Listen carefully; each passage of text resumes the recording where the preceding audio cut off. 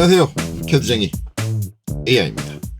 자, 이번 영상은 인벤터 지난 영상에서 저희가 부품 작업 공간이죠. 부품 작업 공간에서 솔리드 방식의 모델링, 솔리드 모델링 방식에 대한 모든 기능이나 뭐 그런 것들을 다 알아봤고 그걸로 이제 끝 마쳤죠. 그리고 이제 모델링 방식이 솔리드 모델링 방식만 있는 건 아닙니다. 뭐 서페이스 모델링 방식도 있고 그 다음에 프리폼이라고 하는 방식도 존재하는데 일반적으로 이제 제가 하고 있는 컨텐츠는 이제 기계 설계 또는 기구 설계 위주니까 그쪽 기준으로 생각을 하면 솔직히 말하면 서페이스 모델링이나 프리폼은 그렇게 활용 빈도가 높진 않아요. 제가 분명히 말씀드리지만 안 쓴다는 얘기는 아닙니다. 쓰는 업종도 있을 거예요. 근데 거의 대부분은 솔리드 모델링만으로 해결이 가능합니다. 그래서 저도 업무할 때 뭐 서페이스 모델링을 해본 적이 없고요. 그 다음에 프리폼이라는 걸 해본 적은 저는 없어요. 저는 없는데 이것도 이제 업종에 따라서 조금 달라질 수는 있기 때문에 절대적으로 아니다라고 할 수는 없지만 기본적으로 이제 기구 설계에 관련된 것들은 지금 배운 내용에서 끝난다. 그리고 이제 여러분들이 뭐 보는 자격시험, 뭐 매뉴팩처링 2급이라든가 아니면 전산환경 기계도 기능사 쪽에서는 서페이스 모델링이나 프리폼을 쓸 일은 절대 없습니다. 절대 없으니까 뭐 충분하다라고 볼 수 있죠. 물론 그럼에도 불구하고 이게 필요한 분들도 계실 수 있는데 일단은 제가 솔직히 말씀드리지만 저는 서페이스 작업을 별로 안 했다 그랬어요. 그래서 개념이나 뭐 그런 것들은 알고 있지만 이 실제 실무에서 이제 어떤 식으로 응용되는지에 대한 세세한 것들은 몰라요. 그래서 적절한 예제를 제가 만들기 조금 어려운 부분이 있습니다. 그래서 이건 제가 좀 연구를 해서 적절한 예제가 생기면 그때 가서 이제 강의를 하도록 하고요. 그 다음에 마찬가지 프리폼도 똑같은 개념입니다. 그래서 일단은 이 두 개는 이제 두 가지 방식은 밀어넣고 이제 그 다음 단계로 넘어갈 때가 왔습니다. 자, 그래서 이제 우리가 모델링을 해서 부품을 부품을 이제 만들 수가 있게 됐으니까 이 만든 부품들을 조립을 해서 하나의 시스템, 기구를 이제 만들어야겠죠. 그래서 이제 이런 과정을 우리가 이제 조립 과정이라고 얘기하고요. 이걸로 생성된 이제 하나의 조립된 형체를 조립품이라고 얘기합니다. 그래서 이제 이런 작업을 해줄 수 있는 작업 공간이 따로 있어요. 근데 이 작업 공간에 대한 명칭 자체는 약간 논란이 있습니다. 왜 논란이 있냐? 이제 이렇게 부르시는 분들이 계세요. 조립. 작업 공간. 조립 워크스페이스, 그러니까 어셈블 워크스페이스라고 부르시는 분들이 계시고 또 한 분들은 조립까지는 똑같은데 뒤에 품이 들어갑니다. 조립품 작업 공간 이렇게 이제 나눠서 이제 얘기하는데 이렇게 주장하시는 분들 계시고 이렇게 주장하시는 분들 계신데 솔직히 말하면 저는 이제 요 위쪽이에요. 이렇게 불러요. 주장을 하진 않고 부르는데 이제 이 두 분들이 좀 티격태격할 때가 있어요. 무슨 소리냐? 조립품 작업 공간이다. 근데 이게 논리적으로 따져보면은 맞는 거는 조립품이 맞는 것 같아요. 제 생각에. 이건 제 개인적인 판단입니다. 왜냐면 우리가 부품 작업 공간이라고 하잖아요. 부품.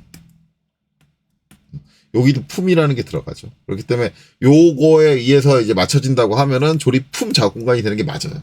부품을 만드는 것은 부품 작업 공간, 조립품을 만드는 것이 조립품 작업 공간이다. 이제 말적인 개념으로는 그런데, 제가 이제 그럼에도 불구하고 요 위쪽을 더 선호하는 이유는 글자가 하나 빠지니까 짧습니다. 좋아요. 그리고 조립작업 공간이라고 한다고 해서 못 알아들을 것도 아니고 솔직히 이제 요거 가지고 티격태격 하시는 분들은 전 좀 이해가 안 가요. 조립작업 공간이면 어떻고 조립품 작업 공간이면 어떻습니까? 그렇죠? 거기서 우리가 뭘 하느냐가 중요하지 저 명칭 따위는 중요한 게 아니다. 그렇죠? 그렇기 때문에 여러분들 편하실 대로 부르시면 되고 저는 그런 이유에서 저는 앞으로 조립품 작업 공간이라고 부르지 않고 조립 작업 공간이라고 부를 겁니다. 거의 대부분 조립 작업 공간이라고 부르긴 하지만 간혹 가다가 말 실수하면 조립품 작업 공간이라고 할 때도 있어요, 저는. 그러니까 저는 이제 저게 조립품이다, 조립 작업 공간이다 이런 거에 신경 안 쓰고 그냥 그 순간에 말 나오는 대로 대충대충 말합니다. 그러니까 그렇게 이해하시면 돼요. 그래서 저는 기본적으로 조립 작업 공간이라고 부를 거다라는 거죠. 그래서 이제 저 조립 작업 공간에서 이제 앞으로 우리가 할 수 있는 것들, 기능들, 만들 수 있는 것들에 대해서 이제 알아볼 건데, 이제 그 전에 먼저 해야 될 게 있습니다. 해야 될 거는, 일단은 제가 이제 부품 작업 공간에서도 처음 시작할 때 뭘 했냐면은, 프로젝트를 하나 생성을 했죠. 근데 조립품에서는 프로젝트를 하나 생성을 하진 않을 거예요. 왜냐면 조립품은 내가 아마 조립품 한 컨텐츠 찍으면서 중간에 프로젝트를 몇 번을 만들어야 될 겁니다. 왜 몇 번을 만드느냐? 하나의 조립품을 우리가 생성한다 그랬을 때 이 조립품 하나 안에 되게 많은 부품들이 들어갈 거예요. 근데 여러 개의 조립품을 하나의 프로젝트에 다 때려 넣어버리면 나중에 부품 찾기가 힘들어집니다. 물론 우리가 조립품 안에 이제 서브 아세이라는 거, 그러니까 부분 조립품이라는 게 있어가지고 원래 이제 하나의 그 프로젝트 안에 여러 개의 조립품이 있는 건 사실인데 이제 아직까지 그거 정리하는 것까지 넘어가는 건 좀 이르고, 그래서 그거는 이제 그런 개념으로 우리가 할 때가 오면은 이제 그때가 따로 얘기를 하고, 일단은 저는 그때 프로젝트가 하나 새로 필요하다 그러면 그때 만들 거기 때문에 지금 영상에서 프로젝트 만드는 걸 다루진 않을 거예요. 다루지는 않고, 지금 그럼 이제 여러분들하고 저하고 앞으로의 요 과정을 진행하기 위해서 중요한 건 뭐냐? 여러분들이 사용하고 있는 인벤터의 설정과 제가 사용하고 있는 인벤터의 설정, 즉 여기서 말하는 설정이라는 건 프로그램, 소프트웨어적인 설정이니까 응용 프로그램 옵션을 얘기하죠. 이 응용 프로그램 옵션이 저하고 맞아야지 제가 하는 동작과 그리고 이제 인벤터가 반응하는 게 똑같이 여러분들도 되기 때문에 일단은 이 응용 프로그램 옵션을 맞추고 넘어갈 겁니다. 저하고 똑같이. 그래서 보시는 분들은 이제 저하고 똑같이 세팅을 한다라고 생각하시면 되고, 기본적으로 이제 제가 사용하는 세팅 자체는 원래 근본적으로는 저 응용 프로그램 옵션을 손대지 않습니다. 인벤터는. 손을 대질 않아요. 이제 손을 대지 않는 이유가 제가 인벤터를 실무에서 직접적으로 인벤터를 쓰진 않았어요. 이제 실무 때 간혹 만지긴 했었는데 저는 이제 솔리드웍스로 주로 실무를 했다고 했으니까. 그래서 저는 인벤터의 저 응용 프로그램 옵션의 내용을 깊게 알지는 못해요. 그래서 여기서 설명할 때도 제가 좀 잘못 얘기하는 게 있을 수도 있습니다. 혹시라도 그런 부분, 난 제대로 알고 있다라고 하면은 제 말을 딱, 잘라가지고 댓글에다가 막 제 욕하셔도 상관없으니까 제대로 된 정보를 올려주시면은, 좋을 것 같아요. 좋을 것 같고. 일단은 저는 제가 이해하고 있는 범위 내에서 응용 프로그램 옵션의 이제 항목들 하나하나를 이제 설명하려고 합니다. 근데 저 응용 프로그램 옵션에 있는 항목들을 설명을 하려면 이미 조립되어 있는 조립품이 하나 있어야지 이거에 따라서 뭐가 달라진다라는 걸 설명할 수 있기 때문에 이거를 제가 예제로 여러분들한테 제공해 드릴 거예요. 그래서 제가 이제 항상 예제를 올리는 블로그나 카페에다가 이제 파일을 올릴 겁니다. 근데 그게 영상 올라온 것보다 좀 늦게 올라올 테니까 혹시라도 그 파일까지 완전히 받아가지고 나는 이 영상을 보겠다라고 하시는 분들은 지금 영상 스탑하시고요. 그 카페나 거기에 올라올 때까지 기다리세요. 기다렸다가 그게 올라오면 그때 가서 이제 다운받고 그 파일 열고 이제 같이 시작을 하면 돼요. 그래서 지금 제일 처음에 설명할 거는 일단 다운로드 받은 파일을 이제 어떻게 쓸 거냐에 대해서 이제 말씀을 드릴 건데, 이제 아마 여러분들이 다운로드를 받게 되면 그 파일 명칭이 아마 이제 뭐라고 돼 있지? 조립하고 응용 프로그램 옵션 설명용, 조립 응용 프로그램 옵션 설명용이라고 돼 있을 거예요. 그래서 zip 파일입니다. 압축 파일이고, 자, 이 압축 파일을 다운로드 받으시고 여러분들이 원하는 폴더에다가 압축을 푸시면 돼요. 압축을 푸시면 되고, 그 다음에 이제 이 폴더 안에 프로젝트 파일이 있습니다. IPJ 파일이 있기 때문에 그걸 등록시켜 주시면 돼요. 그래서 어떻게 해주느냐, 이제 여기서 뒤에 땡땡땡, 요 프로젝트 및 설정, 요거를 클릭을 하고, 이 설정 버튼을 클릭을 하는 거죠. 그 다음에 이제 찾아보기, 새로 만드는 게 아니라 기존에 만들어져 있는 프로젝트를 등록을 하는 거니까 찾아보기를 클릭을 하시고요. 그 다음에 이제 그 다운로드 받은 폴더로 가는 겁니다. 그래서 저는 이제, 그걸 이제 어디다 갖다 놨냐, 강형 프로젝트에 조립자 공간이라는 폴더를 하나 만들었고, 여기에 조립 응용 프로그램 옵션 설명용, 그 다운로드 zip 파일을 압축을 풀어놓은 파일, 폴더죠. 압축을 풀어놓은 폴더를 더블 클릭해서 들어가면, 이렇게 IPJ 파일, 여러분들 압축 파일 안에 요게 있을 거예요, 이게. 얘를 선택을 해서, 열기를 눌러주시면, 자, 프로젝트가 하나 추가 등록이 되면서, 지금 등록된 프로젝트가 기본적으로, 활성화가 됩니다. 제가 파일명하고 프로젝트명을 좀 다르게 적었네요. 그 zip 파일명하고, 조립품, 여기, 조립으로 돼 있는데 여기는 조립품 응용 프로그램 옵션, 이렇게로 해놨네요. 그러니까 제가 아까 처음에 설명할 때도 했지만, 제가 이 조립품이냐, 조립이냐, 이거에 대해서 왔다 갔다 하면서 얘기를 해요, 솔직히. 예. 근데 이게 중요한 건 아니니까 그렇게 이해하시면 되고, 어쨌든 이게 활성화되어 있는 상태니까 종료를 하고요. 여기서 이제 이거 열고 나면은 이제 아마 조립품용 프로그램 옵션 설명용 IAM 파일이 이렇게 나와 있을 겁니다. 만약에 나와 있지 않으면 컨트롤 O 누르시면 돼요. 컨트롤 O 누르면 이렇게 나올 거예요. 조립품용 프로그램 옵션 설명용 IAM 파일이 있으니까 얘를 선택을 하고 그 다음에 열기를 눌러주시면 됩니다. 아니면 저기서 파일을 클릭하시면 되겠죠. 그럼 이제 이미 조립되어 있는 요 파일이 이렇게 나올 겁니다. 좀 보는 방식이 이제 인벤터가 조금 불편한 게 뭐냐면, 조립품을 열면 기본적으로 이제 이렇게 우리가 이제 요 아웃라인 엣지라고 하죠. 외곽선이 없다. 외곽선이 없는 상태로 나옵니다. 이제 어떻게 보면 실사처럼 보여주기 위해서 저렇다라고도 얘기를 하고, 이제 화면에 이제 디스플레이 되는 용량을 좀 줄이기 위해서 저렇다라고도 얘기하는데, 어쨌든 우리가 3D 소프트에서 이렇게 보면은 솔직히 말하면은 약간 시인성이 안 좋아요. 그래서 이제 외곽 아웃라인들이 선으로 그려져 있는 상태가 훨씬 더 인식하기 좋습니다. 작업을 할 때는. 그래서 이제 그거를 바꿔줘야 되는데, 그걸 바꿔주는 건 측면에 보면 이렇게 내비게이션 바가 있어요. 내비게이션 바가 있는데, 여기에 항목이 지금 하나 없는 게 있거든요. 요 밑에 화살표를 딱 클릭을 하시면 뭐가 있냐면 비주얼 스타일이 있습니다. 그래서 저는 비주얼 스타일을 클릭을 하고 비주얼 스타일이라는 걸 항목을 추가를 해요. 그러면은 요렇게 한 칸이 늘어났죠. 여기를 확장을 해보시면 요렇게 어떤 방식으로 표현할지를 골라줄 수 있습니다. 여기서 자, 저는 모서리로 음영 처리 딱 눌러주면 모서리 엣지들이 검은색으로 이렇게 딱 선들이 표현되는 걸 확인할 수 있죠. 그래서 저는 기본적으로 이제 조립품을 볼 때 항상 저 모서리들이 표현되는 형태, 저 상태로 본다. 근데 만약에 여러분들이 저 선이 표현 안 된 상태로 보는 게 더 좋다라고 하시면, 여러분들은 그렇게 작업하셔도 됩니다. 꼭 저랑 맞추실 필요는 없어요. 단지 제가 작업할 때 제 특성은 이렇게 외곽선이 보이는 상태고, 이 외곽선이 보이는 상태는 제가 지금 이렇게 바꿔놓기는 했지만, 여러분들이 만약에 이 파일을 닫고, 자, 파일을 닫고, 다시 조립형용 프로그램 옵션 설명용 얘기를 클릭해서, 더블 클릭해서 여시면, 다시 없는 상태로 돼요. 그러니까, 솔직히 말하면, 인벤터에서 저 조립품을 열었을 때 기본 상태는 항상 저 비주얼 스타일이 저런 형태예요. 조금 불편해요. 네, 저도. 저거. 그래서 항상 열고, 이제 여기서 모서리로 음영 처리를 항상 체크를 해줘요. 그래서 얘를 여기다 등록을 해주는 거예요. 빠르게 하려고.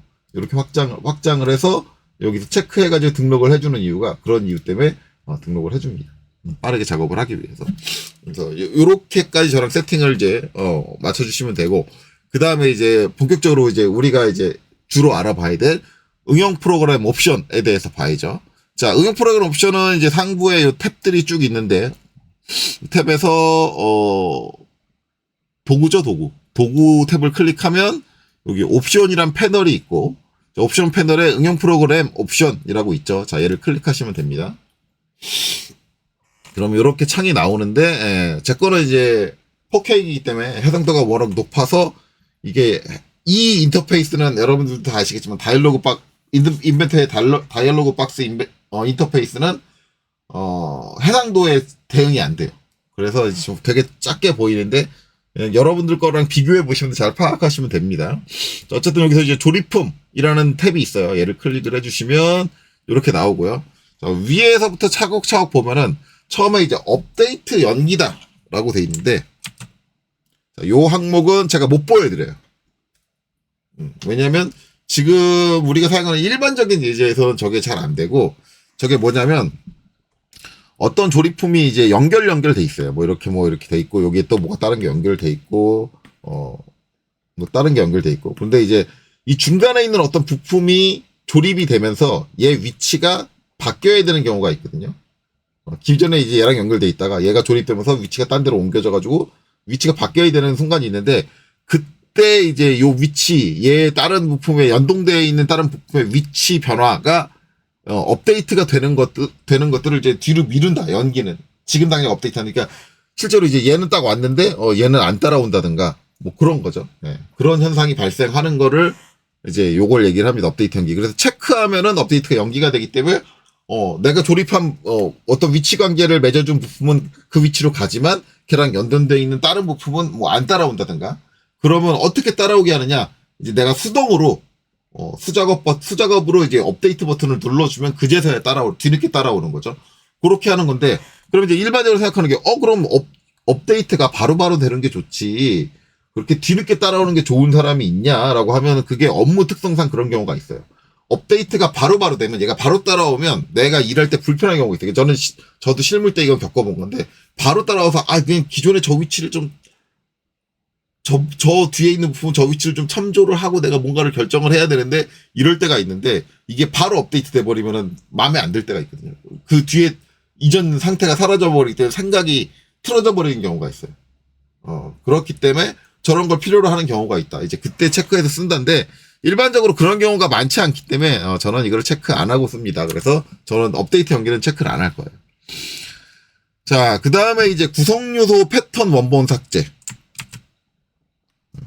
요게 있는데 요거는 이제 구성요소를 패턴할 때를 얘기를 해요. 그래서 이제 요걸 한번 체크를 해볼게요. 체크를 하고 자 여기서 확인을 누를게요. 적용을 누를게요. 적용 누르고 닫기를 누를게요. 적용 누르고 닫기 누른 다음에 그냥 아무 구성요소나 패턴을 해보죠. 조립 상태에서. 자, 여기 조립 패널을 클릭을 하시고 자, 그냥 패턴. 자, 그 다음에 원형 패턴 할게요. 원형 패턴. 원형 패턴을 하고 객체. 구성 요소는 이제 얘를 선택을 하고 요 위에 꼬다리에 있는 거. 그 다음에 축은 이제 밑에 있는 요거 축 방향을 얘를 클릭을 해서 자, 여기는 이 원통을 클릭할게요. 원통을 클릭하면 원통을 중심으로 지금 이렇게 되죠. 4개인데 요거 4개 지금 4개가 아니라 5개로 할게요. 5개. 5개로 합시다. 5개로 바꾸고. 그렇죠?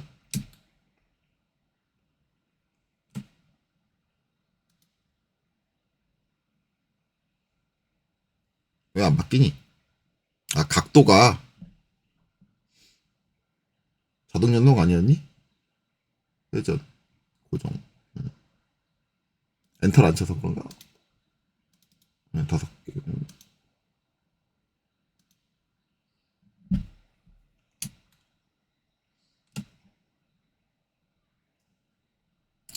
불편하네요. 이게 좀 불편하긴 불편해요.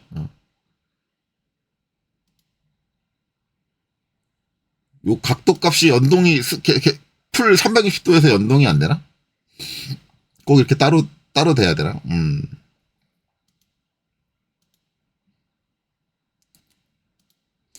제가 수작업으로 계산해야 되네. 그러면은 360 나누기 5 이렇게 해줘야 되네요. 왜 저렇게 만들어놨는지 모르겠지만 어셈블리에서 제가 인벤터는 요거를 좀 얘나 얘를 두 가지를 제가 써볼 일이 이렇게 많지 않아가지고 그냥 칸 보고 대충 파악은 할 수 있는데 어쨌든 배치 방법이 여기 있었네요. 이거 제가 이렇게 할 필요 없이 아까랑 똑같이 맞출게요. 90 이렇게 요 5개 이렇게 되는 게 증분으로 돼 있어서 그러네. 증분이 아니라 맞춤으로 하면은 자동으로 바뀔 거예요. 요걸 360도로 놓고 한 바퀴에 5개 요렇게 바꿀 수 있네요. 요건 나중에 다시 다룰 겁니다. 패턴 구성 요소는 이제 조립품에서 패턴 할 때 자 요렇게 하고 원본 삭제 제가 체크를 했잖아요. 패턴에서 자 그럼 한번 해볼게요. 확인. 삭제 안 되는데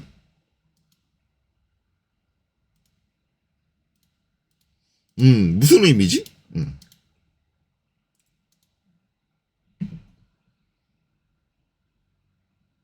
그러면은 원본 삭제가 꺼져 있으면 6개가 되나?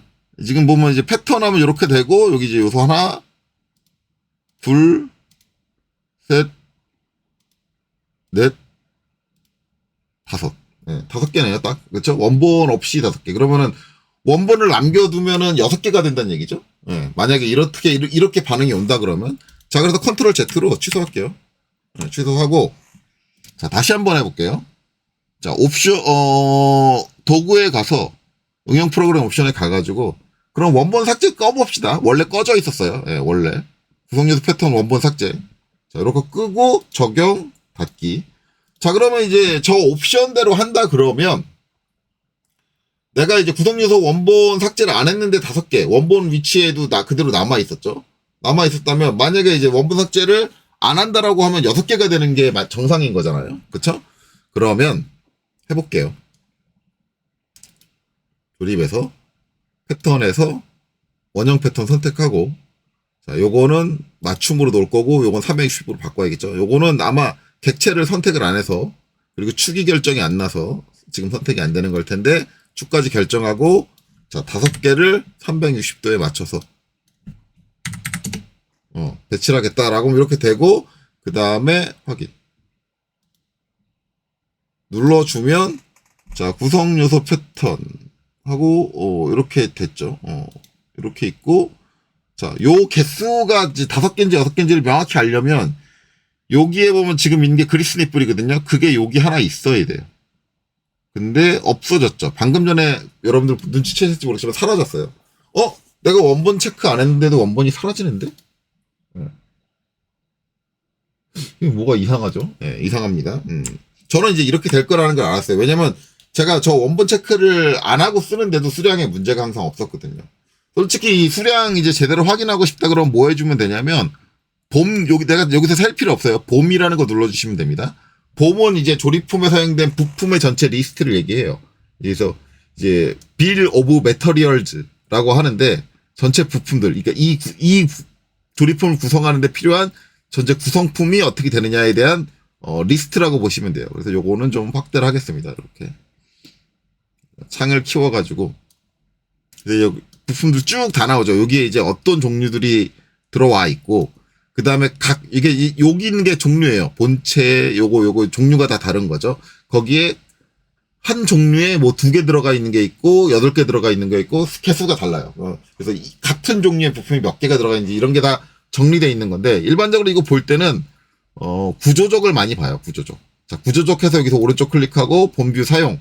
이렇게 해주면, 이렇게 되고, 나중에 이제 도면 뽑을 때 아시겠지만, 도면 뽑을 때 연동되는 건 요쪽, 구조적을 보시는 게 좋아요. 여기 보면은 넘버링 돼 있죠. 넘버링. 요 넘버대로 기본적으로 이제 여러분들 도면 뽑을 때 부품 리스트에 넘버가 들어가요. 요 앞에 있는. 그래서 일반적으로 이제 부품 리스트 작성할 때는 요 구조적에 있는 걸 봅니다. 그러면 이제 1번부터 총 이제 부품 가지수가 15가지가 존재를 하고, 이제 여기서 본체는 1개 들어가 있고, 그리스니플은 지금 5개. 왜냐면 제가 패턴으로 5개를 돌렸죠. 라는 걸 확인하면 6개가 아니네? 그럼 원본이 여전히 지워졌다는 얘기인데? 지금 패턴에서 원본하고 원본 지우지 않는 거의 차이를 전혀 못 느끼겠죠? 자, 컨트롤 Z하고 한 가지만 더 해볼게요. 자, 지금은 이제 360도를 뺑 돌렸을 때입니다. 그럼 360도를 안 돌려보자, 한번. 한 90도에 5개 정도 배치해볼까요? 자, 그러면 다시 한번 패턴. 자, 그래서 원형 패턴 하고요. 그 다음 위에 선택하고. 그 다음에 축 선택할게요. 축, 이제, 요 원통의 축이고, 자, 90도에 이제 맞춤 해서 4개? 그냥 4개 갈게요. 자, 여기서, 지금 보면 그리스니플 여기 있죠? 네, 여기 있어요. 여러분들 잘 보세요. 여기 있어요. 있는데, 확인 눌러주면 사라지죠. 자, 그리고 패턴 보면 이렇게 돼 있죠. 하나, 그쵸? 둘, 셋, 4개입니다. 그러면 이게 도대체 패턴의 그 원본 사라지는 게 무슨 의미냐? 그쵸? 참 아이러니해요. 자, 컨트롤 Z 했습니다. 자, 그러면 이제 제가 원형 패턴만 하니까 그런 거다라고 생각하면 직사각 패턴 한번 해보죠. 직사각 패턴. 그래서 여기서 이제 패턴 하고 직사각 패턴. 자, 구성 요소는 얘를 선택을 하고요.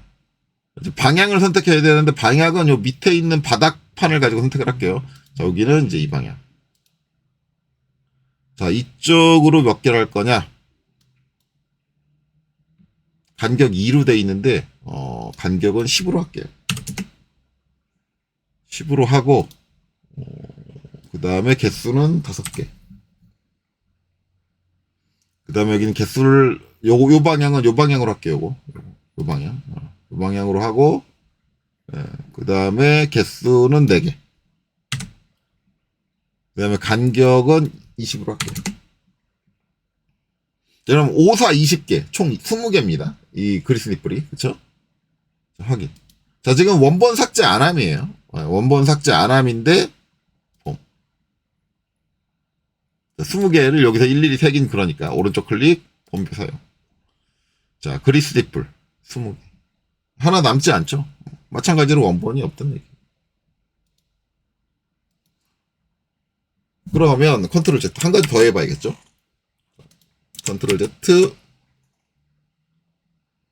도구에 가서 응용 프로그램 옵션에 가셔가지고 조립품으로 와서 여기서 이제 구성 요소 패턴 원본 삭제 다시 체크한 다음에 적용 닫기 그 다음에 조립 와서 패턴 다시 하고 직사각 패턴을 선택을 하고 얘를 선택을 하고 아까랑 똑같이 이 화살표 클릭한 다음에 자, 이 방향 자 개수는 5개 그 다음에 얘는 10 아까랑 똑같이 가는 거예요. 자 여기도 화살표는 이제 이 방향 자 개수는 4 그 다음에 간격은 20으로 할게. 자 그리고 확인 하면 원본이 사라지냐? 예, 안 사라집니다.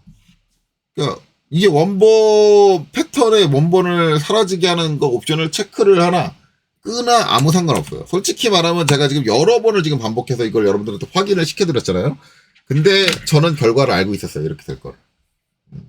근데 이게 여러분들 쓰는 버전에 따라 다릅니다. 버전에 따라 다른 게 이게 인벤터가 초창기에는 저 패턴에서 원본 삭제를 체크를 안 하면 한 개가 남았어요. 같은 자리에 두 개가 겹쳐 있었어요. 그런 버전이 있어요. 이게 몇 버전인지 저는 잘 기억 못 하겠어요. 예전에 그런 경우가 있어가지고 저 옵션이 있는 걸로 알고 있어요. 근데 실제로 그거를 제가 본 적이 있어요. 그 원본이 남는 거를.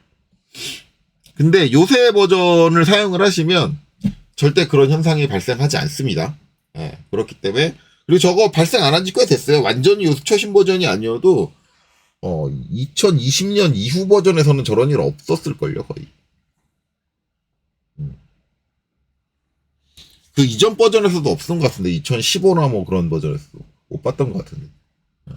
그래서 솔직히 말하면, 자, 여기 이제 다시 한번 도구, 응용 프로그램 옵션, 여기서 이 옵션은 체크 안 하셔도 전혀 무방하다.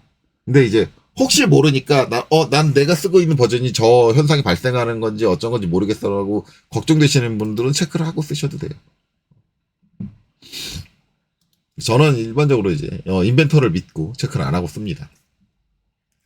자, 그 다음에 이제 관계 중복 분석 사용이라는 게 있어요. 관계 중복 분석 사용. 그래서 이제 관계라는 건 우리가 이제 조립을 할 때 이제 어떤 위치가 딱 매칭이 돼야 되잖아요. 그럼 여기 이제 조립을 하고 나면 그 위치를 매칭하기 위해서 내가 어떤 관계를 맺어줘요. 그 관계들이 여기 쭉 있습니다.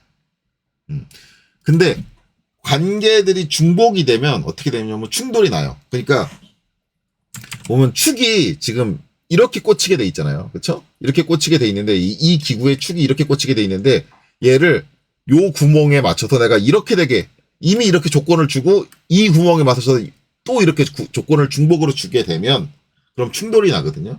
그거를 이제 감지하는 걸 얘기를 하는데 그걸 감지하는 걸 얘기를 하는데 크게 저 옵션은 체크가 안 돼 있어도 어차피 애당초 구속의 문제 관계의 문제가 되면 그 두 가지 조립 관계가 동시에 발생할 수 없기 때문에 어쨌든 경고를 띄워요. 경고를 띄웁니다. 그렇기 때문에 굳이 저거를 체크해서 쓰진 않아요.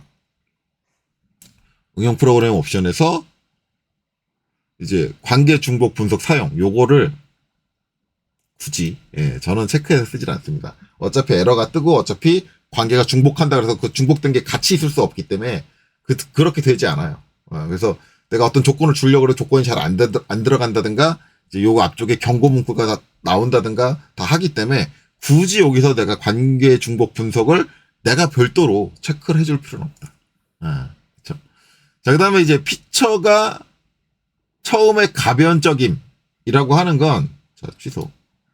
자, 우리가 이제 여기다 어떤 형상을 이제 추가를 할 때 내가 이제 미리 만들어 놓은 부품을 여기 배치라는 기능을 통해서, 불러올 수 있어요. 그래서 여기서 이제 원하는 부품을 추가로 이렇게 딱 선택을 해서 열기 하면 이렇게 들어오죠. 이렇게 불러올 수 있는데,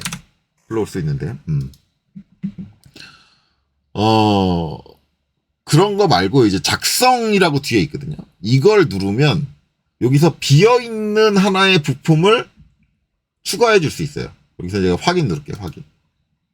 확인 누르고 나면 이렇게 되고 이제 평면을 하나 선택을 해주면 나 여기 있는 요 윗면이야 라고 딱 선택을 해주면 이제 이 면을 기준으로 해서 어떤 부품이 하나 생기고, 그 다음에 투 스케치, 여기서 이제 이 상태에서, 어셈블리 상태에서 내가 부품을 하나 모델링을 해가지고,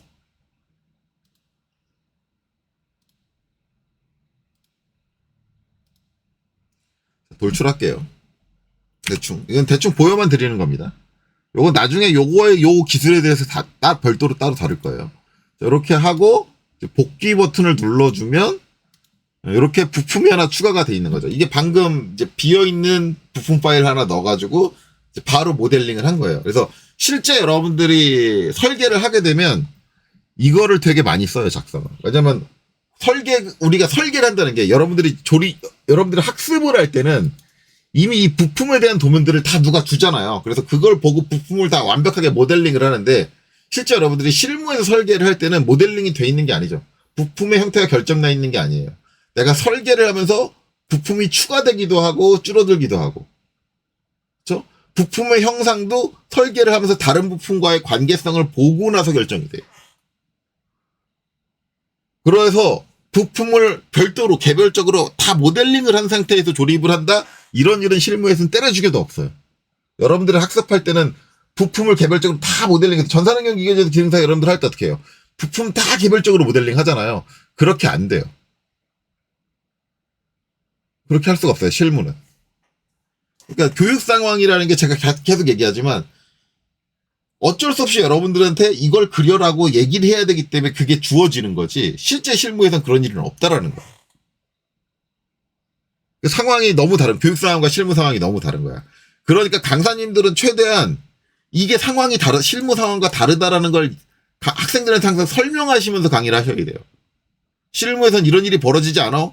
그러니까 너 이것만 고려하면 안 되고 이게 실무면 넌 어떻게 할까라는 것들을 연상을 해가면서 상상을 해가면서 연습해야 돼. 라는 걸 항상 얘기를 해줘야 돼요. 저는 실제로 그렇게 얘기를 해요. 어쨌든 이런 식으로 우리가 부품을 생성한다라는 거죠. 근데 이제 지금 보면 부품이 이렇게 돼 있는데 자 옵션 응용 프로그램 옵션에 가서 도구 응용 프로그램 옵션에 가서 다시 한번 여기 구성 요소 원본 패턴은 요건 저는 안 쓴다 그랬으니까 꺼주고 피처가 처음엔 가변적임 요걸 한번 제가 이제 체크를 해놓을게요. 체크를 하고 적용 그 다음에 닫기 체크를 하고 그 다음에 조립으로 와서 접합으로 작성을 누르고 반대쪽에 있는 여기를 한번 선택을 할게요. 확인을 누른 다음에 이제 여기 요 평면을 선택을 해서 자 그 다음에 스케치 자, 위에 있는 평면을 선택을 하고 그 다음에 사각을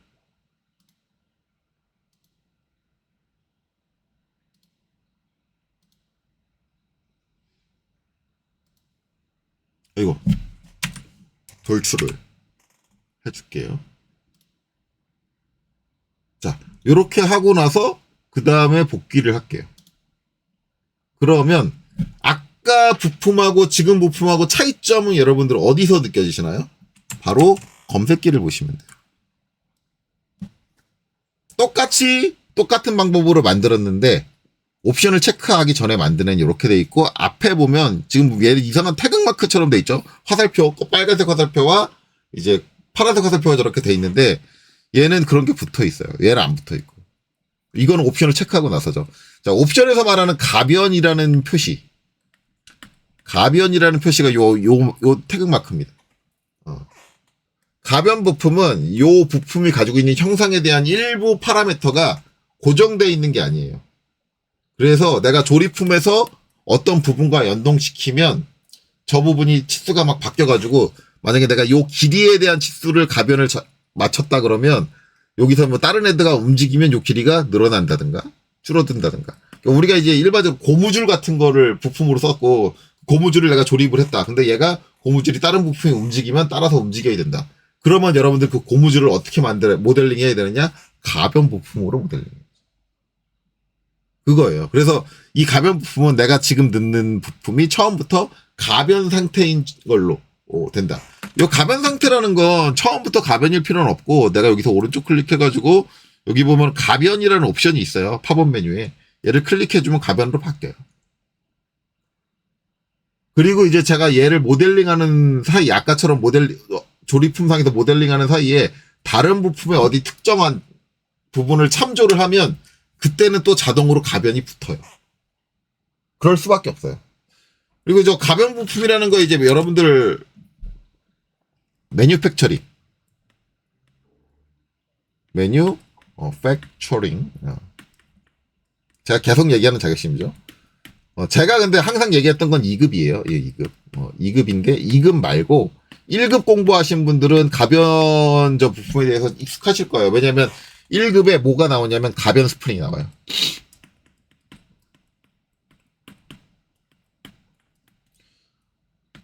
그래서 이제 스프링이 진짜 우리 실제 스프링이 압축되고 다시 늘어나고 이런 동작을 반복을 하잖아요. 그걸 만들기 위해서 가변 스프링 모델링 기법이라는 걸 써가지고 한다라고 하는데, 솔직히 말하면 이 가변 스프링 모델링 기법이라고 하는 거는 인벤터가 가지고 있는 이 가변 부품의 특징을 이용한 것 뿐이지 이런 기법은 쓰지 않습니다.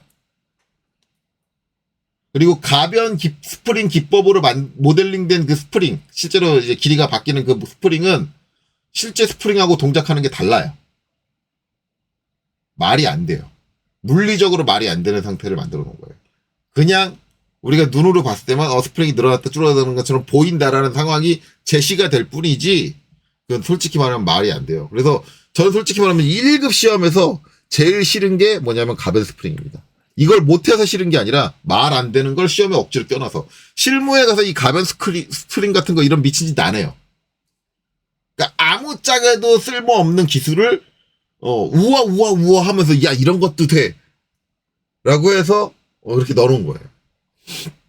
솔직히 말하면 경쟁 소프트웨어인 솔리드웍스 같은 경우는 그 이 가변 부품이라는 건 존재를 하거든요. 근데 그걸로 가변 스프링을 못 만듭니다.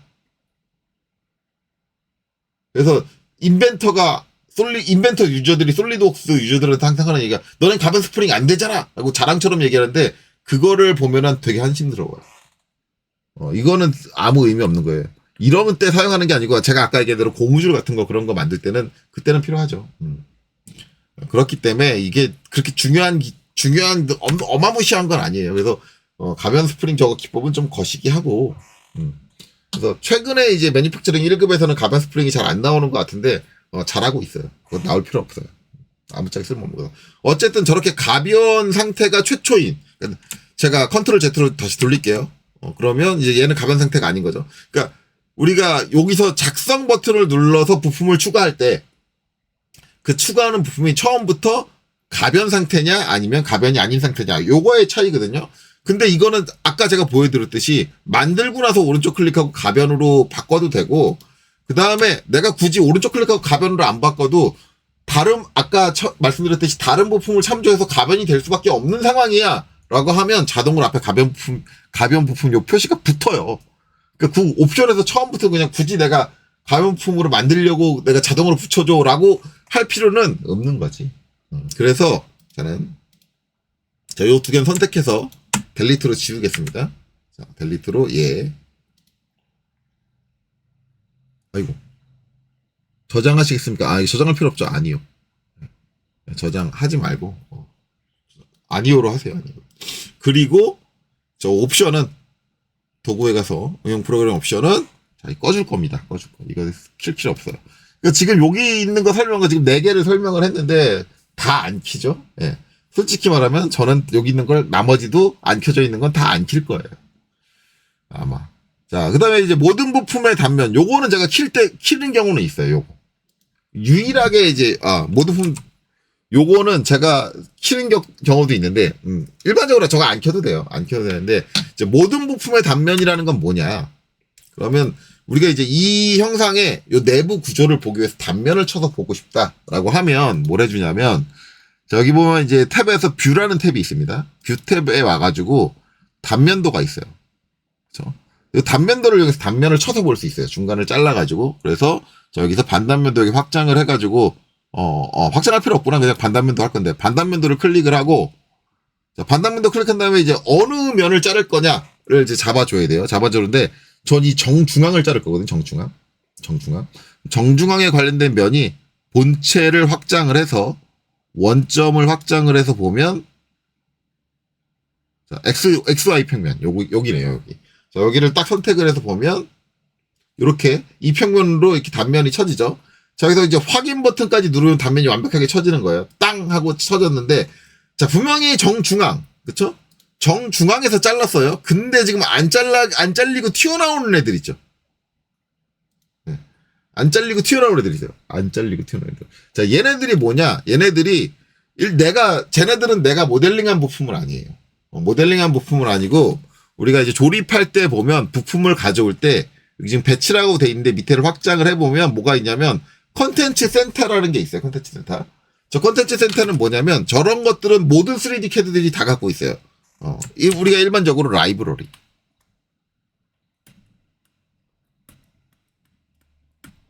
라고 하고, 이제, 제가 이제 기계 설계 쪽에서 얘기하는 뭐냐, 표준 규격품. 표준 규격품. 이런 표준 규격품이라는 거는 이제, 어느 메이커에서 만들든 사이즈가 다 똑같이 나와요. 다르게 나오면 안 돼. 네, 그러니까 메이커하고 상관없이 전 세계적으로, 온 국가적으로 통일되어 있는 거. 일반적으로는 이제 전 세계적으로 아니고 국가적으로 통일되어 있는데, 이제 이게 국가별로 동일할 때가 있어요. 이게 예를 들면 국제 표준 규격은 ISO거든요. 근데 우리나라 KS 규격은 IS 규격을 그대로 따라요. 그렇기 때문에 요 항목들이 완전히 동일해요. 네. 이런 경우가 있고, 이제 어떤 거는 이제 ISO 규격을 따르지 않는 애들도 있어요. 그런 애들은 이제 다르게 나오고, 일반적으로 이제 그렇습니다. 그렇게 되는데, 이제 그런 거에 해당되는 게 뭐가 있느냐? 여기 있는 것만 보면, 여기 보면 볼트. 그 다음에 여기에 조그맣게 얇게 있는 요 판때기 있죠? 요거는 와샤. 그렇죠? 와셔. 볼트. 그렇죠? 이렇게 있고. 여기도 볼트고, 여기도 볼트고, 그 다음에 뭐가 있냐면 요게 이제 뭐냐면 오일실이에요, 오일실.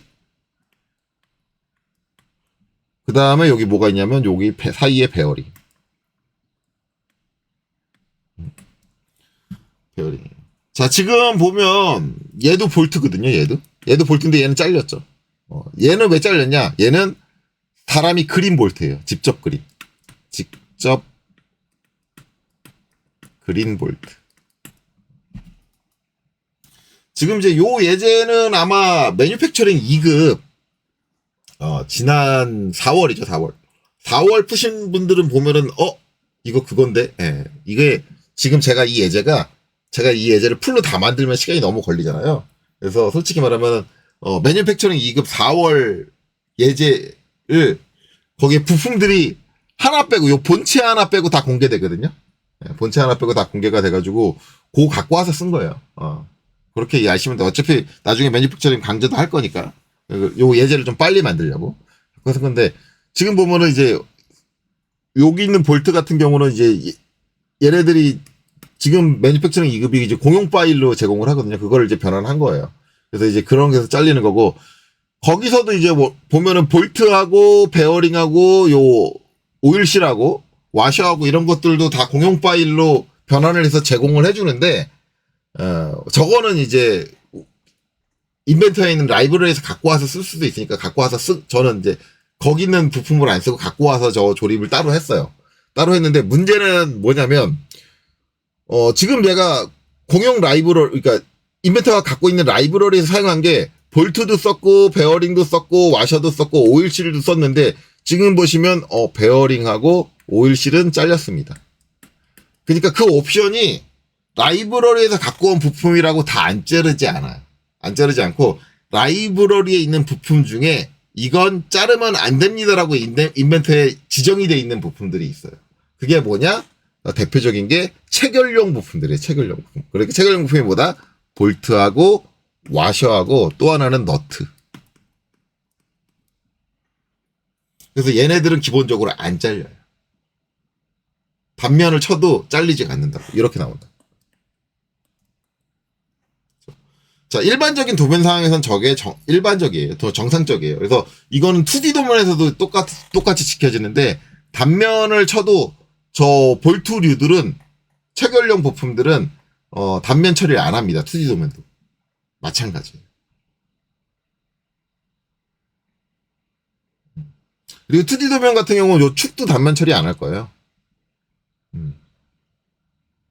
그래요. 축의 단면을 처리를 하면 저렇게 전 단면을 치지 않고 부분 단면만 칩니다. 그런 건데 이제 그런 것까지는 안 되고 그런 것까지 이제 판단해서 왜냐면 그 이제 설계자의 생각 자체를 인벤터가 가지고 있어야 되기 때문에 그런 것까지는 안 되고 이제 저렇게 기본적으로 이제 볼트류들이 저렇게 이제 안 잘리게 되는데 저거를 이제 잘릴 수 있게 해주는 게 아까 그 옵션이에요.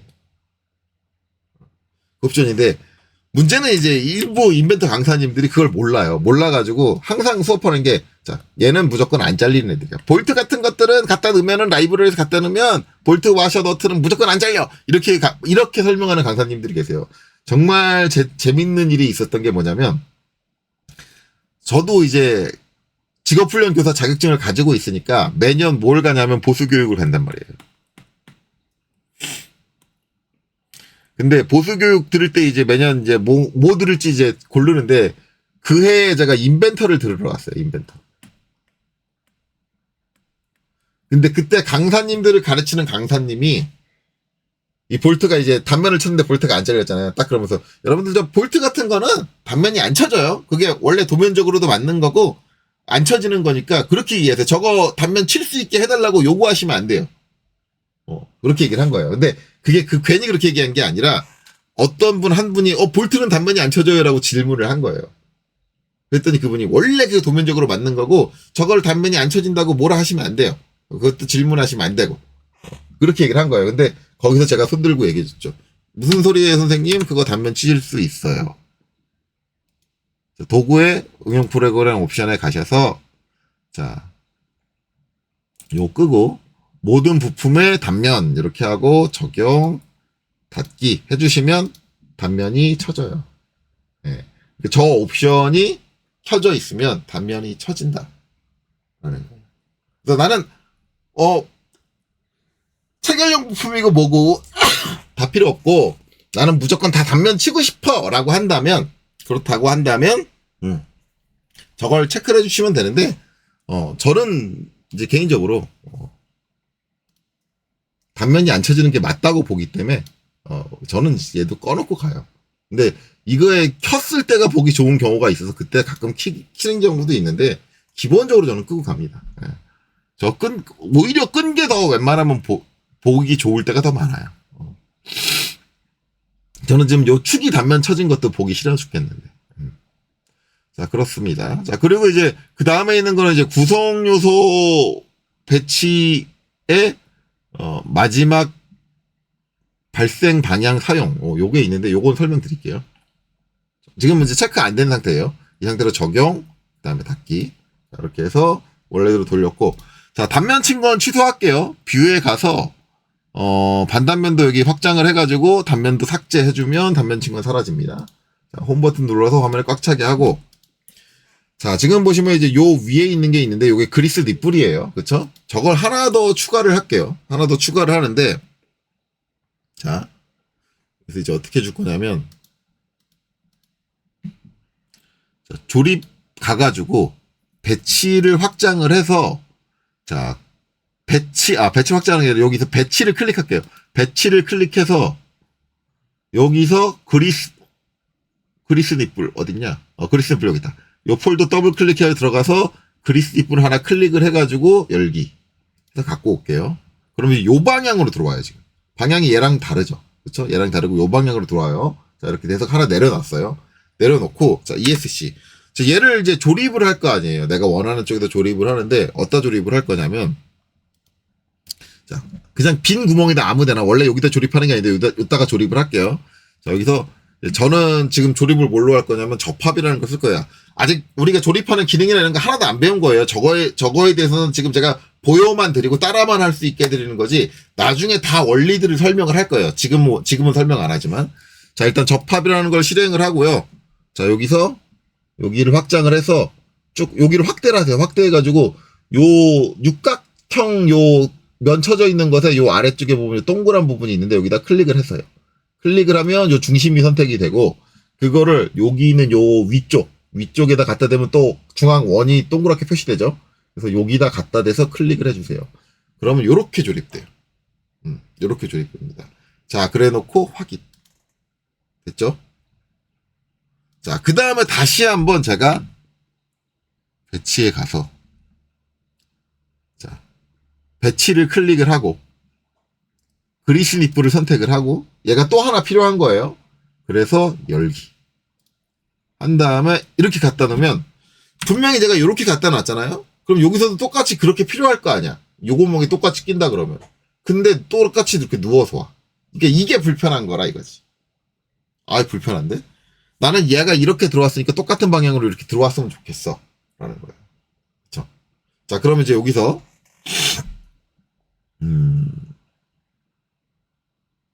자, 도구에 가서 응용 프로그램 옵션에 가가지고, 구성 요소 배치의 마지막에 발생한 방향 사용, 요걸 체크를 할게요. 체크를 하고, 자, 적용, 닫기. 자, 그래 놓고 한번 일단 넣어볼게요. 이게 이제 옵션 적용 전에 했던 거라 이것까지 반영이 될진 모르겠는데, 다시 한번 이제 배치. 자, 그리스 니프를 선택을 하고 열기를 누를게요. 그러면 똑같이 누워있죠. 그러면, 자, 이거는 옵션을 바꾸기 전에 그랬으니까, 전에 이렇게 한번 놨으니까 그렇다라고 생각을 하고, 자, 얘를 제가 J, 조인, 여기서 접합이죠, 접합. 이게 단축키가 J거든요. J 조인 해가지고, 자, 여기 똑같이 확대해서 여기 동그란 링 쪽에다가 클릭, 중앙이 선택되고, 자, 여기서, 여기 선택하고 클릭. 자, 이렇게 하고, 그냥 확인 했어요. 자, 이렇게 놓고, 다시 한번 배치에 가서, 배치 클릭하고, 자, 그리스 니프를 선택하고, 자, 열기를 한번 눌러볼게요. 그러면, 어떻게 돼요? 누워서 들어오던 애가 지금 얘네들하고 똑같은 방향으로 맞춰서 들어오죠. 왜냐? 제가 얘를 마지막에 배치할 때 어느 방향? 요 방향으로 배치를 해줬잖아요. 그러니까 저 옵션이 그거예요. 자, 그러면 이제 여러분들이, 일반적으로 우리가 설계를 할 때 같은 부품들이 같은 방향으로 있는 경우가 많아요, 실제로. 물론 다른 방향으로 있을 수도 있어요. 그때는 의미 없겠죠. 근데 같은 방향으로 있는 경우가 많으니까 상당히 유용하다라고 생각할 수 있는데, 근데 그렇지 않아요. 자, 이번에는 또 한 가지 이제 예를 그게 저 옵션이 별로 유용하지 않다라는 예를 들기 위해서, 자, 도구에 가서 응용 프로그램 옵션에 가가지고, 자, 얘를 다시 끌게요. 끄고, 적용, 그 다음에 닫기 눌러줄게요. 자, 그리고 나서 J 한 다음에, 자, 얘를 화면을 이렇게 아래쪽을 바라볼 수 있게 돌려가지고, 여기서 똑같이 여기 확대해가지고 요 링 선택하고, 자, 어떻게 할 거냐면, 반대쪽, 요 바닥 쪽에서, 자, 여기서 요 원 근처에서, 되게 포인트가 많거든요. 원 근처에서 딱 클릭해주면 요렇게 돼. 그러면 형태가 얘랑 반대로 뒤집어졌죠. 자, 그럼, 확인. 뒤집어졌어요. 자, 이 상태에서 조립 가서 배치를 클릭하고 그리스 니프를 선택을 하면 열기를 눌러주면, 자, 마지막에 있던 게 아니라 최초 누워있던 형태 이대로 들어오죠. 그러면은 이렇게 안 들어오니까 불편해 라고 생각하실 수 있는데, 자, 이게 마지막에 삽입하는 게 얘죠. 그러니까 얘 제일 마지막에 있을 거예요. 얘잖아요. 얘인데 얘를 선택하고 마우스로 꾹 누른 상태에서 잡아 끄는데, 컨트롤 키를 누르고 잡아 끄시면 딱 이렇게 화면에 내려놓으면 내려놔지죠. 그럼 얘랑 똑같이 누워있어요. 완전히 역으로, 얘랑 방향이 반대로 뒤로 누워있죠. 이렇게. 그렇죠? 얘도 이렇게. 그래서 우리가 이게 부품이 추가적으로 더 필요하다 그러면 배치 가서 얘 있는 폴더 찾고 그러면 피곤하잖아요. 그래서 하나 들어오고 나면 다 여기서 갖고 와요. 그래서 여기서 갖고 올 때는 그 옵션하고 아무 상관이 없어요. 그냥 내가 각 복사하는 애에 지금 놓여있는 방향 그대로 와요. 그 옵션이 어떻게 돼 있든. 그러면 나는 이렇게 똑바로 서 있는 거, 요 위에 있는 거 하고 싶다 그러면 얘 하나 선택해가지고 요거 마우스로 클릭하고 이렇게 해도 되거든요. 컨트롤 C 누른 다음에 화면 한번 찍고 컨트롤 V. 이렇게 되거든요. 그러면 아까랑 다르게 이 방향이야. 이렇게 온다니까. 그러니까 우리가 저걸 갖고 올 때 그냥 여기 배치 가가지고 배치 실행한 다음에 여기서 다시 걔를 찾아서 선택하고 이런 행위를 일반적으로 조립할 때 안 해요. 그 시간이 너무 걸려. 그래서 저기 아까 그 옵션은 아무짝에도 쓸모가 없어요. 진짜로. 물론 여러분들 생각에 난 저 옵션이 편할 것 같아 라고 생각이 드시면 체크해놓고 쓰세요. 네, 쓰셔도 상관없는데 저는 뭐 그렇게 작업 안 할 거기 때문에 항상 여기 부품 모형 검색기 쪽에서 그냥 복사해가지고 갖고 와서 붙여줄 거기 때문에 저는 저 옵션을 체크해야 될 이유를 모르겠습니다. 자, 그래서 그건 이제 그렇게 넘어가고 다시 도구 응용 프로그램 옵션. 자, 그 다음에 이제 관계 음성 알림. 요거는 이제 여러분들 컴퓨터에서 제 거는 지금 요 녹화 영상에 요 사운드가 들어갈지 안 들어갈지 모르겠는데 여러분들 컴퓨터에서 한번 해보면 조립할 때 이제 아까 접합이라는 거 했을 때 여기서 이제 요 조립에서 접합이라는 거 했을 때 소리가 안 났을려나 여기 구속 조건이라는 거 한번 할게요. 구속 조건을 하고 클릭을 하고 여기서 뭘 선택하시냐면 요것도 다 나중에 설명드릴 겁니다. 삽입을 선택을 하시고 여기서 얘의 요쪽 여기 요 모서리 이건 면이 아니라 모서리예요. 요 안쪽 원의 모서리를 선택을 하고 그 다음에 화면을 돌려서 요 아래쪽에 있는 요 원형의 모서리 하면은 지금 이 소리 아마 이제 제 영상이 녹음이 됐을 텐데 저 구속 조건이라는 거를 할 때 툭툭 하고 소리 나는 게 있어요. 네. 저게 이제 조립했을 때 이제 어떤 관계를 가졌다. 그 관계가 들어갔다라고 이제 알려주는 거거든요. 근데 확인. 자, 화면 이렇게 돌려놓고 저번엔 도구 가서 응용 프로그램 옵션에 가서 자, 요거를 꺼볼게요. 요건 기본적으로 켜져 있을 거예요. 적용 닫기. 자, 그래서 똑같이 이제 여기서 조립으로 와서 구속 조건. 자, 화면을 좀 아래쪽으로 이렇게 돌릴게요. 돌려서 여기 하나 갖다 놓은 거 요거. 자, 여기서 마찬가지 요 모서리 원형 모서리. 그렇죠? 원형 모서리 삽입으로 바꾸고 원형 모서리를 선택을 하고 그 다음에 여기도 이제 원형 모서리를 선택을 하면 아무 소리도 안 나죠. 방금 전에 소리 났는데 지금은 안 나. 그렇죠.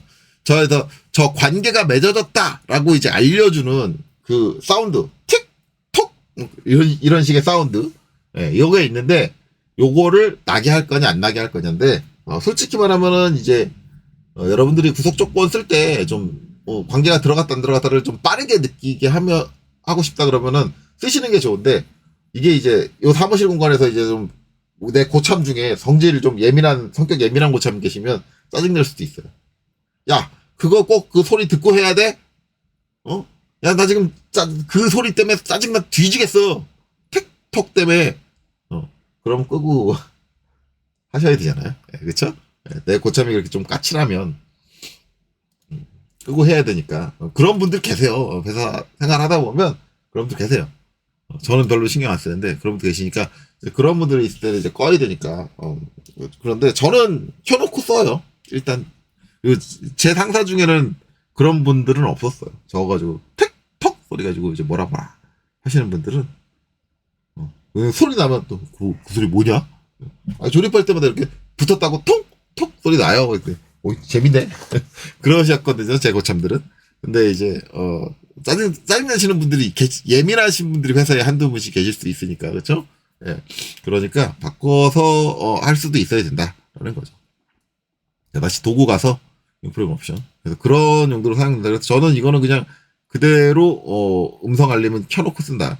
자, 그다음에 이제 관계 이름 뒤에 구성 요소 이름을 표시해라라는 건데 적용 받기. 이제 관계 이름이라는 게 뭐냐면 여기 관계라는 그러니까 아까 조립할 때 우리가 접합이라는 걸 썼잖아요. 접합이라는 걸 쓰면 그게 하나의 관계 조건이에요. 그러면 그게 어디 등록되냐면 요 관계라는 폴더가 생기고 요 안에 이렇게 쭉 등록돼 있어요.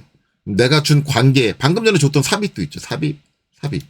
근데 여기에 보면은 얘가 강체인데 뒤에 숫자는 써 있는데 그럼 저게 어떤 부품하고 어떤 부품이 조립된 거야? 라는 건 안 써 있죠. 그걸 알려면 어떻게 해야 되냐면 여기다 마우스를 갖다 대야 돼. 갖다 대면 저 기호가 여기 뜨죠? 화면에. 갖다 대면 떠요. 아, 그러면은 저 기호가 붙은 쪽에 서로 거기를 기준으로 해서 붙어 있는 두 부품이 붙은 거야. 그렇죠? 근데 지금 화면에 가려져 있어요. 얘는 지금 좀 접합되어 있는 포인트가 화면에 가려져 있기 때문에 구분해서 안 가죠. 우리가 방금 전에 줬던 삽입, 저 뒤쪽에, 그렇죠? 뒤쪽에 있어. 그러면 이제 어떻게 돼요? 이렇게 돌려가지고 보면 마우스 갖다 대면 그제서야 저 바닥 쪽에 있는 그 원하고 그 다음에 저 바닥 쪽에 있는 그리스 립불의 원의 중심 축을 가지고 삽입을 했구나. 라는 걸 알 수 있는. 그렇죠? 이렇게 화면으로 봐야지만, 돌려가지고 봐야지만. 근데 이제 여기에 부품명이 써 있으면 어떨까? 내가 갖다 놓은 부품명이 써 있으면, 그것만 보고도, 누구랑 누구랑, 어떤 관계를 가졌다라는 걸 바로 알 수 있다라는 거죠. 그래서 난 그게 좋아. 라고 한다 그러면, 다시 관리래. 도구, 응용 프로그램 옵션 가서, 자, 여기서 이제 제가 이걸 체크를 하고, 그 다음에 적용을 누르면 이제 여기 바뀔 거예요. 여기 내용이 적용. 그쵸? 뒤에 보면은 커버 1하고 본체 사이의 조건이야. 라고 나오는 거죠. 그럼 이제 저렇게 적혀 있으면 일반적으로 빨리 찾을 수 있다. 그래서 실무에서는 저걸 켜놓고 쓰는 경우가 많아요. 왜냐면 실무는 관리가 들어가기 때문에 저런 거의 파악이 빨리빨리 돼야 돼요. 그래서 저는 이거를 켜놓고 쓸 거냐? 근데 이게 교육할 때는 이게 켜져 있으면 오히려 안 좋을 수도 있거든요. 왜냐면 이름들이 잘 안 보여가지고 이게 집중이 갑자기 너무 길어지니까 복잡해져가지고 요 앞에 있는 글자들에 집중이 잘 안 돼요. 근데 이거 전 고민이 되긴 하는데 원래는 이걸 꺼놓고 쓰려고 했거든요. 근데 켜놓고 쓸게요. 원래 실무라고 한다 그러면 켜놓고 쓰는 게 맞을 것 같아요. 실무 기준으로 한다 그러면. 그래서 저는 이제 요 관계에서 저거 켜놓고 씁니다. 요 뒤에 이렇게 명칭 쭉 나오게 지저분하게. 좀 화면이 지저분한 걸 싫어하시는 분들은 꺼놓고 쓰세요. 저건 취향이니까. 자, 그래서 이제 저는 켜놓고 하겠다라고 결정을 했고, 여러분들은 이제 여러분들이 좋을 때로 선택하는데, 저는 저 옵션을 켜놨다라는 걸 인지하시면 돼요. 자, 그리고 이제 또, 응용 프로그램 옵션 가서, 이제 마지막 항목이죠. 여기, 원점의 첫 번째 구성 요소 배치 및 고정. 이에요. 요게 있는데, 자, 보면은, 우리가 이제 어떤 조립품을 조립할 때 항상 처음 이제 여기 들어오는 구성 요소는 있을 거 아니에요. 우리가 동시에 모든 구성 요소가 한꺼번에 들어오는 게 아니잖아. 누군가 먼저 들어오고 누군가 나중에 들어온다. 그렇죠? 먼저 설계된 애가 먼저 들어오겠죠. 그렇죠? 그러면 이제 걔는 누구랑 관계를 맺기도, 왜냐면 지금 들어온 조립 공간에 자기 혼자니까 누구를 기준으로 위치를 잡을 까가 없어요. 그럼 얘 위치를 어떻게 잡냐?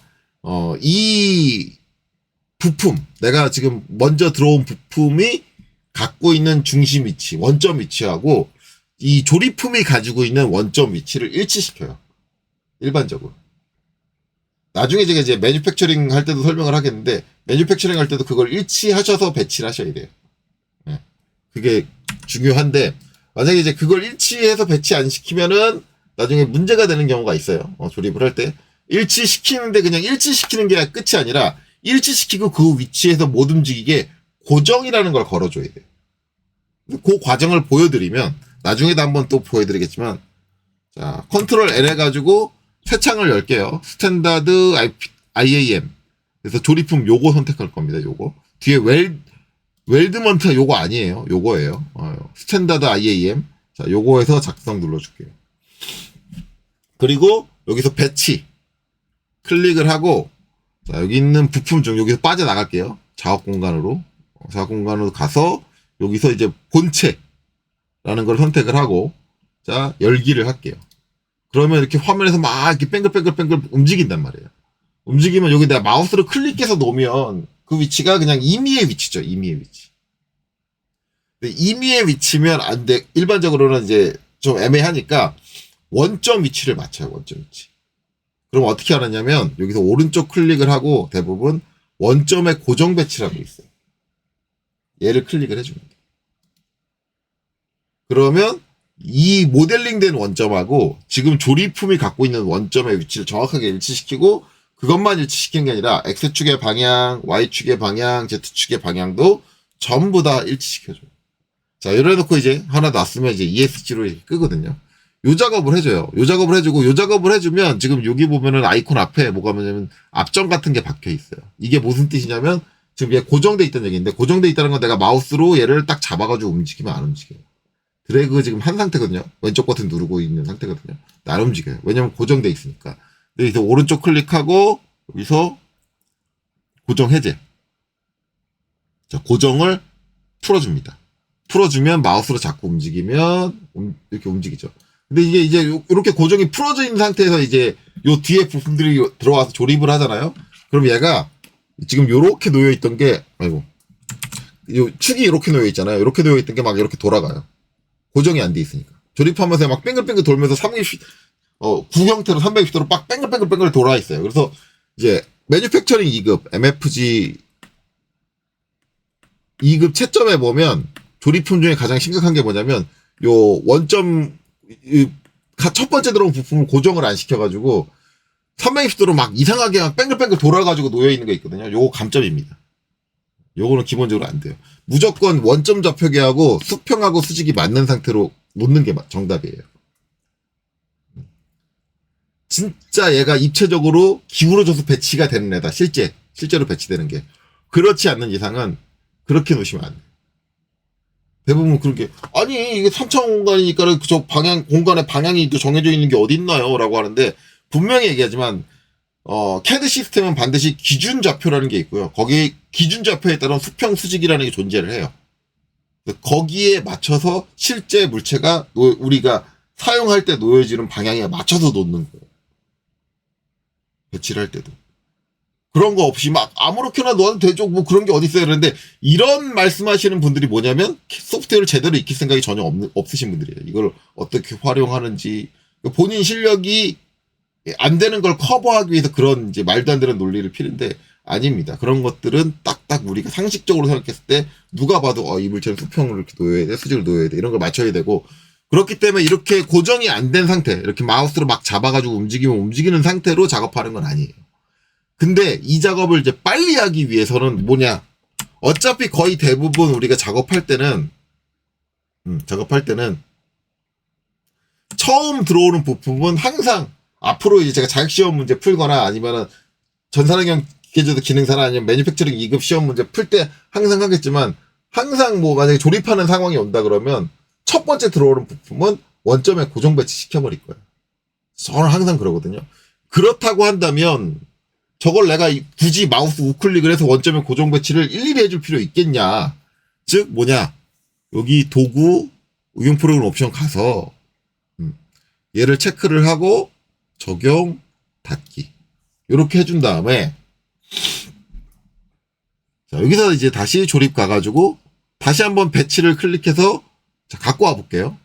자 본체를 선택을 하고 열기를 눌렀더니 그냥 놔줬어요. 하나가 놔지고 하나가 또 마우스를 따라서 왔다 갔다 해. 얘는 그냥 ESC 해버리면 되겠죠. 얘는 이미 앞장 박혀 있죠. 고정돼 있어요. 원점 위치. 자, 얘의 원점 위치는 여기에요. 그렇죠? 여기에요. 자, 그러면 조립품의 요 본체의 원점 위치 저기인데 조립품의 원점 위치는 여기에요. 같은 데죠. 완벽하게 일치하죠. 자, X축의 위치는 요래요. 그렇죠?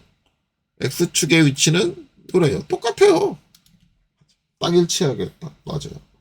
그러면은 마우스 우클릭하고 원점에 고정 배치하는 행위가 빠지는 거죠. 그렇죠? 그러면 이제 여기서 여러분들이 생각할 때 선생님 그러면 앞으로는 계속 원점에 고정 배치를 하실 거라고 했으니까 얘는 설정해 놓고 쓰시겠네요 라고 말씀을 하실 거예요. 그런데 맞아요. 제가 만약에 실무를 하고 있다. 누굴 가르치는 게 아니라 제가 실무를 하고 있다 그러면 원점의 고정 배치를 체크해 놓고 쓸 거예요. 저라면. 근데 학원에서 학생을 가르칠 때는 저 원점의 고정 배치를 끄고 사용하게 합니다. 왜 그러냐? 중요한 건 이거죠. 앞으로 계속 원점에 고정 배치를 할 거라며요. 근데 왜 그걸 설정을 안 해놓고 그렇게 수업을 하세요? 학생들 힘들게 고생시키시는 거예요. 그게 아니라 대부분 학생들이 뭐예요? 자격시험을 보러 갈 거예요. 자격시험. 그러면 나랑 수업을 할 때 저 설정이 돼 있는 건 나랑 학원에서 할 때만 돼 있는 거죠. 그럼 나랑 학원에서 할 때가 아니라 자격시험 장에 가서 할 때는 어떻게 할 건데? 여기는 학원에서 쓰던 그 컴퓨터가 아니잖아. 저 설정이 돼 있을까? 돼 있을까? 과연 돼 있을까? 안 돼 있어요. 자, 저 옵션에 대해서 설명하는 강사 봤어요?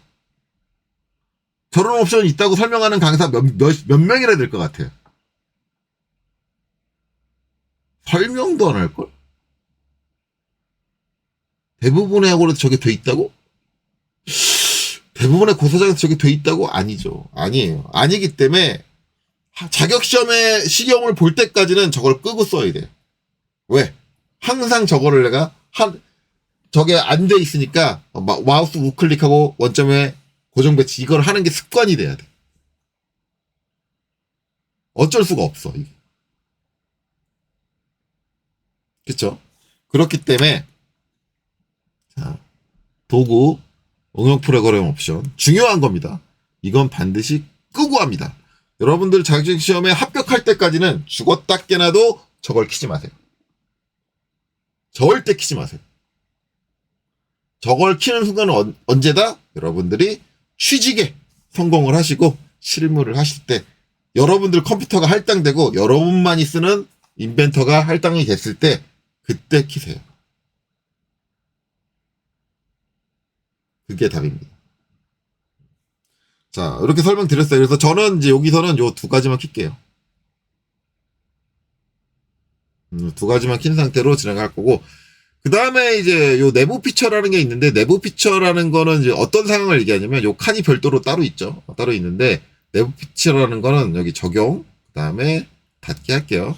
자, 닫기 하고, 자, 요건 닫을게요. 요거는 닫고, 새로운 조립품 아니요. 저장은 안 할 거고, 자, 이렇게, 우리 조립품 연고 여기 보면은, 요게 이제 부품들이 이렇게 있단 말이에요. 부품들이 있는데, 나 본체를 수정하고 싶어. 그럼 얘를 더블 클릭하면 돼요. 더블 클릭하면 갑자기 옆에 애들이 투명해지죠. 투명해지고 본체만 투명하지 않아요. 자, 이 상태를 뭐라고 하느냐? 조립품 내에서 내부 편집 모드라고 해요. 내부 편집 모드.